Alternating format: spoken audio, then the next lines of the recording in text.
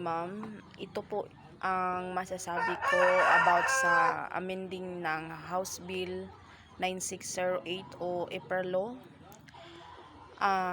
Ang gusto nilang gawin is gusto nilang baguhin na ilipat ang ancestral domain ng mga katutubo at into sa DNR. Paglipat ito sa DNR, mawawala ang titulo ng mga katutubo.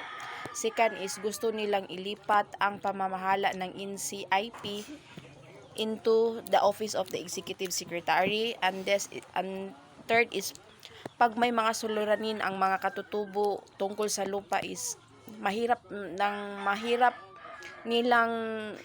mahihirapan silang kung sino ang tutulong sa kanila kasi ililipat na nga sa kanang Office of the Executive Secretary.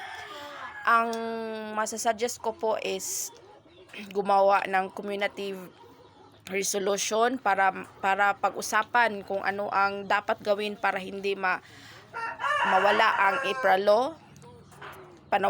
Next, mamanawagan, pahayag sa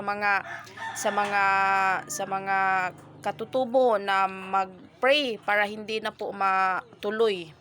And next is magritual tayo para gabayan tayo na ni magbabaya na wag matuloy ang gusto nilang gawin. And fourth is maghanda at magkaisa tayo na sana hindi nila baguhin ang EPRA Law. Thank you.